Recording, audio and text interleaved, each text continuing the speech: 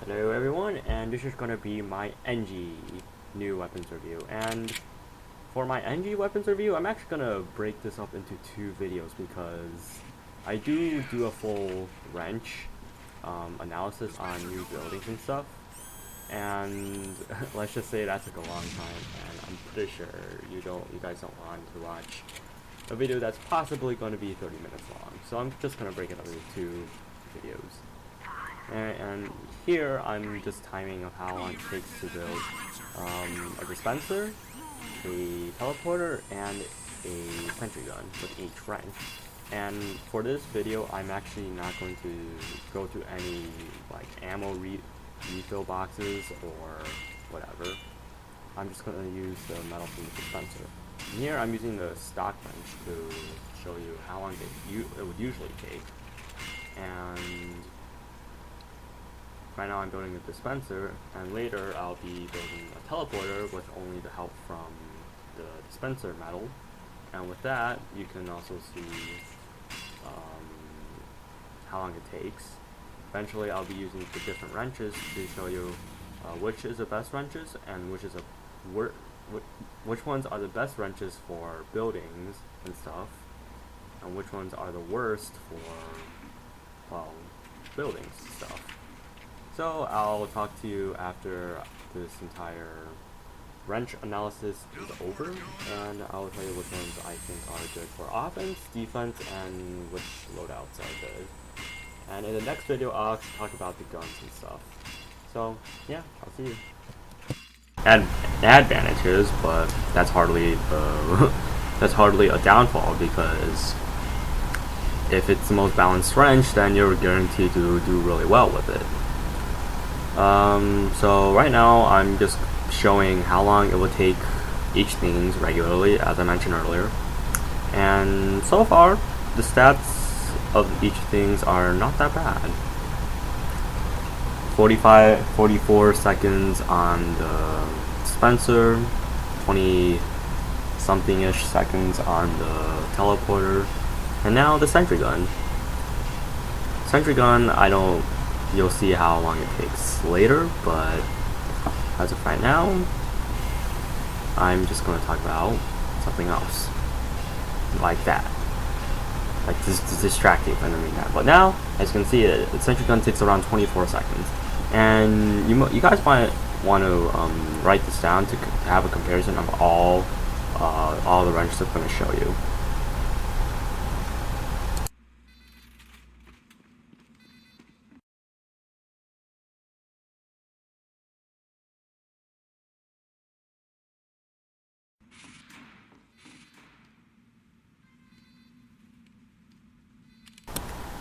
The next wrench I'll be talking about would be the Jag, and it was updated a lot in the recent update. So now it actually has a faster swing speed in addition to the faster build rate.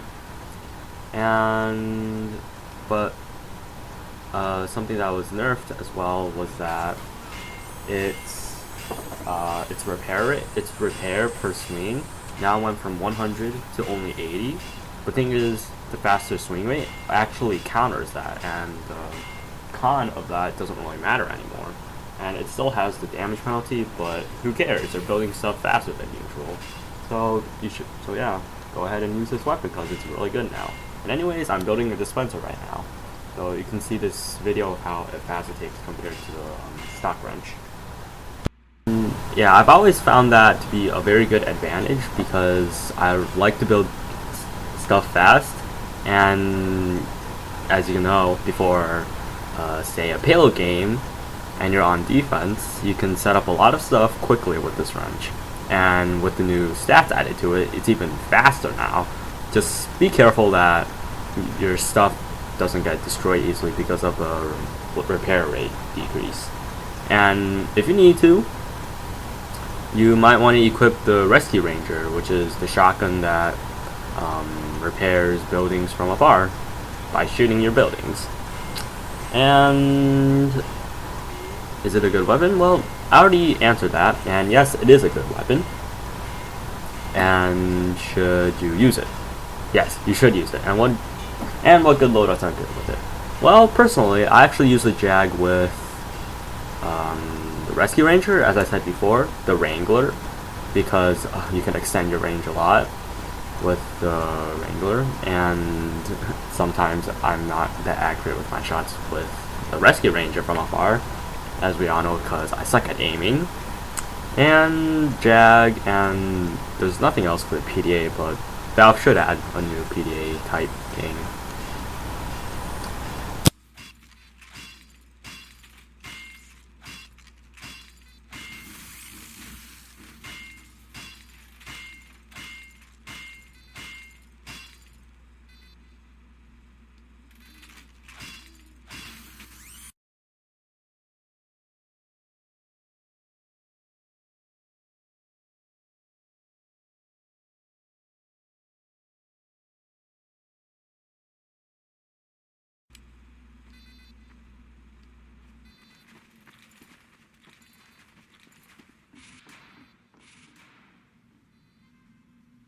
The next wrench I'll be talking about is the Gunslinger. So for this one, when I build the sentry, it's going to be a little bit different. I'm going to be showing you how fast a mini sentry builds. So really, I only do the mini sentry part just for fun, but I still build the dispenser and the teleporter to show you how fast it would build with the Gunslinger, because you can still build up to level 3s with those, while with the mini sentry you can't really build anything, or you can't really upgrade it. It's just that you can build it and you can dispose it later. So yep, here's the Gunslinger, and boy, the mini sentry was nerfed a lot. I mean, if you think about it, before it was quite OP, but and everybody was like, Valve, please nerf, it's so OP! But now, it's been nerfed a lot. The build speed was decreased, and yeah, that means that mini sentries are now very easy to take down.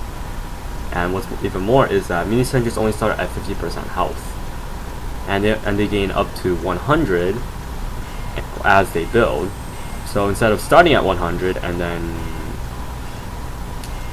instead of starting at 100% HP and being really hard to destroy, mini sentries start on only 50 HP and can be destroyed quite easily. So with the combination of both the build speed and the 50% health on placement, it's actually very easy to destroy mini sentries now.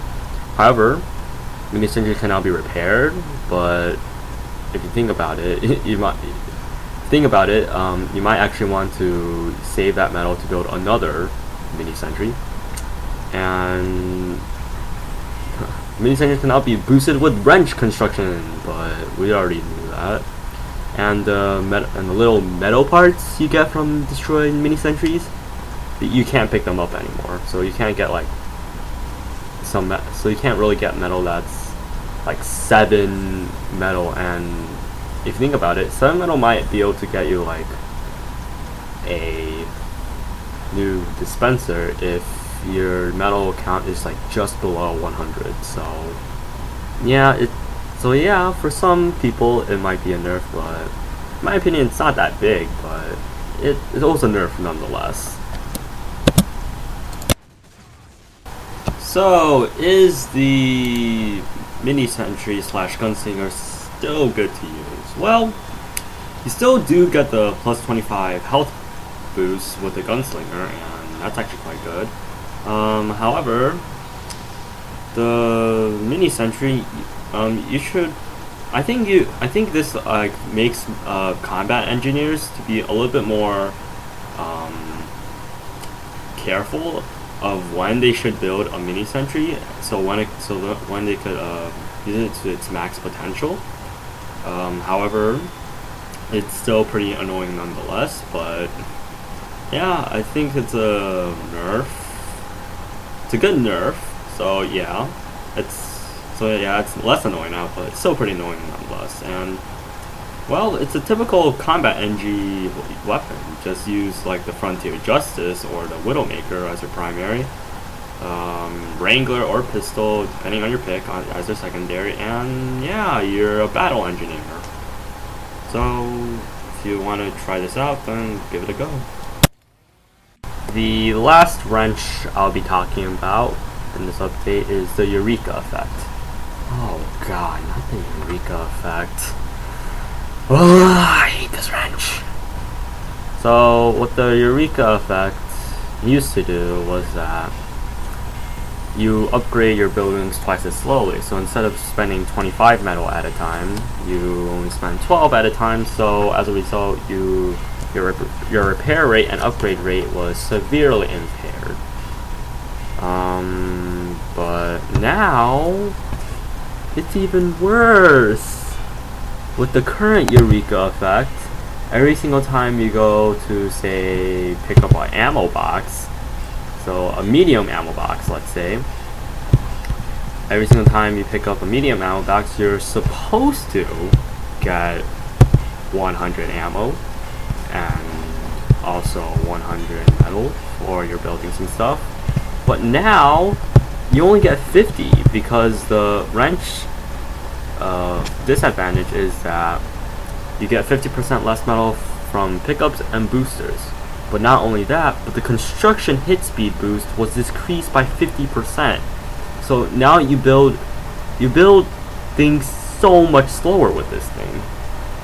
I mean, the only thing I can actually see this being used in practical stuff is that you do some very fast setting up in a payload defensive game using this by being able to like go to the front and place down a teleport and then teleport all the way back to spawn and set up your teleporter, sentry gun, and dispenser, and then change a wrench, or play combat Engie by building a teleporter somewhere behind enemy lines, and this time don't use a Frontier Justice, but only use a Widowmaker. But even then, if you use a Widowmaker with this, it's still going to be like a very big waste because the Widowmaker uses ammo directly from your ammo reserves. I mean, it uses ammo directly from your metal reserves. So, and that means that if you wanted to keep it going for a very long time, you're going to have to hit all your shots really well, or keep picking up ammo box after ammo box. Which, if you think about it, if you want to get 200 ammo box, 200 metal in your metal reserves now, you have to now pick up 4 medium metal boxes instead of only 2. And that's actually a very significant disadvantage. So the Eureka effect, bad weapon, try not to use it unless you're doing some very unorthodox stuff or having fun. And which good loadouts are it? Good loadouts. Only good loadout I can think of is the Battle Engie variant, and that is the shotgun, stock pistol, and the Eureka effect. It's so bad it doesn't pair out well with any other weapon other than the stock weapons. Yeah, that's how bad it is. Don't use this one. Don't use this weapon. Stay away from it. The last weapon I'll be talking about is going to be the Wrangler. The secondary weapon that allows you to take manual control of your sentry gun. Now, the Wrangler, before, whenever you wrangled a sentry gun, you gave it 3 times its health, and it increased your range of the gun to infinite range. So this was a good weapon to deal with snipers and stuff. And after you like switch from your Wrangler to, say, your wrench, the shield stays for a little bit, but during that time it's actually disabled for like 3 seconds or so. But now the shield, it only gives a 66% damage resistance, and considering that the sentry gun had 3 times its health before, and now only has like resistance, it's not that great. And also whenever the sentry gun had a shield around it, you could still repair as if it didn't have a shield around it. But now but now if you have a shield around it, you have your re-ammo / repair speed is also reduced by 66%, and that is actually really significant because you might not repair the gun in time if it's gonna like survive the next thing. And this is where the Jag and the Wrangler don't actually come together because, well, Jag already repairs things not as quickly. Now the Wrangler is causing that as well. So yeah, it's quite the it's like, Eddie, why do you use these two together? But the reason I use together is because of the increased what's it called? The increased swing rate. So yeah, that's why I use it with the Wrangler, just because of that. And there is another nerf, but I didn't really think it was significant. You could probably just go check it out on the wiki or something like that. And is this a good weapon? Well, yeah, it's still a good weapon because it gets rid of like snipers and other places where sentry usually can't go to. However, it was nerfed a lot, so whenever you use this with caution, and make sure you have your like ammo reserves completely full, and make sure you have the rescue ranger just in case. Alright, that'll be it for my wrench Engie section of the gunmetal updates series I'm doing. And make sure to check out other YouTubers, and in fact, go check out Uncle Dane. He actually knows more about the Engie than I do, and he might have some more useful videos than this one. And I'll post his link in the description. And as always, like if you did, subscribe if you want to, and also, well, thanks for watching. I'll see you in the next one, which will actually be talking about the Engie's actual like guns and not wrenches. Well, I'll see you then.